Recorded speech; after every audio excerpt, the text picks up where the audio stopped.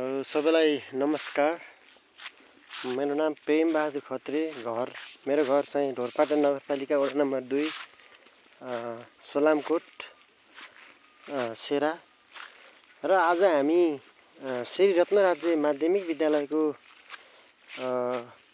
भर्ना अभियानको कार्यक्रममा आज हामी अर्नकोट देउरालीमा आएका छौँ। र यहाँ हेर्दाखेरि यो ठाउँ एकदमै रमणीय लागेको छ। ठाउँ राम्रो छ, जताकतै देखिने डाँडा काँडा देखिन्छ। यहाँ यो नेपाल टेलिकम अथवा टावर छ। यहाँ यति विकासहरू हुन थालेको छ।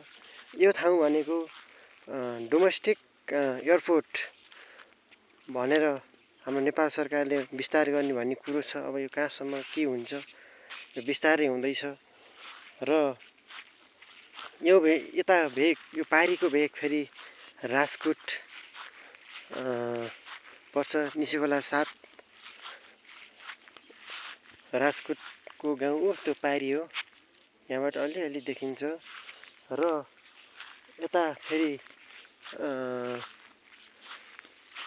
निसेखोला गाउँपालिका भलकोट एरिया यता पर्यो, यता देखिन्छ। अनि यो ठाउँ एकदमै रमाइलो र पर्यटकीय स्थल रहेको छ। यो ठाउँलाई खानेपानीको अभाव छ भन्ने कुरो आएको छ। पछिल्लो समय प्रदेश सांसदहरूले यो ठाउँको खानेपानी ठुलोखोलीबाट पानी ल्याउने भन्ने यहाँको योजनाहरू परिसकेको छ। र यो ठाउँलाई विस्तार र पर्यटकीय स्थलको रूपमा चिनाउनको लागि हामी सबै लागि पर्ने देखिन्छ। यति रमाइलो गाउँ, यति रमाइलो ठाउँ, यहाँका मानिसहरू पानीको अभावको कारणले गर्दाखेरि बस्ती विस्थापित हुने स्थिति छ। र अब बिस्तारै विकासले चरम रूपमा छुँदैछ। र यता यो पारीपट्टि फेरि निसेखोला गाउँपालिका वडा नम्बर 1 लेबाङ पर्छ। र यहाँ यो मन्दिर छ। यो मन्दिरको नाम अर्नकोट बराह मन्दिर हो। र यहाँबाट यता यो अगाडिको साइड फेरि माथिको डाँडो फेरि यो भलकोट एरिया पर्छ, निसेखोला गाउँपालिका। र यसै गरेर यो विभिन्न डाँडा काँडाहरू देखिन्छ। हेर्न एकदमै रमाइलो छ। यहाँ मान्छेको आवत जावत एकदमै छ। यहाँ टिकटक बनाउने, फोटो खिच्ने, हाम्रो यो डोमेस्टिक अर्नकोट एयरपोर्ट कस्तो ठाउँमा बन्दैछ, कस्तो ठाउँमा बन्छ भन्ने कुरो यहाँ मान्छेहरू हेर्न आइरहेका छन्। र यहाँ डोमेस्टिक एयरपोर्ट बनाउनको लागि प्राविधिक टिमले पनि यहाँ सर्वे गरेर गइसकेको छ। र एउटा सर्वेको ढाँचा पनि बाहिर प्रस्तुत गरिसकेको छ। यति रमाइलो ठाउँ, यति रमाइलो गाउँ, रमाइलो ठाउँमा हामीहरूले धेरै यो ठाउँलाई घुम्न डुल्न पाउँदा यहाँबाट ढोरपाटन जोड्ने एउटा गुरिल्ला सडक भन्ने पनि छ। र यो सडकबाट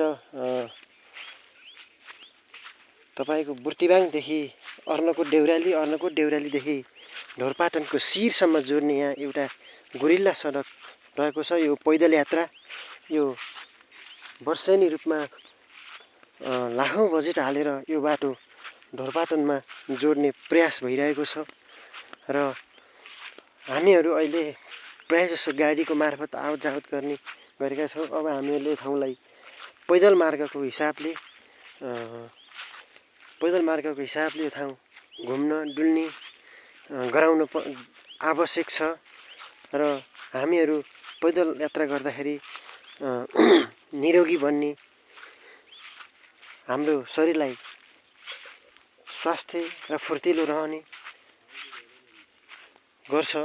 हुन्छ। त्यस कारणले गर्दाखेरि यति रमाइलो ठाउँ छ।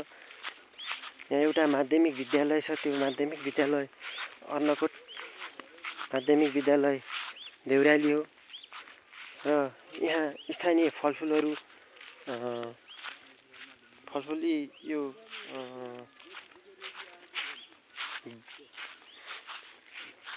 नासपति अनि त्यस पछाडि स्याउहरू,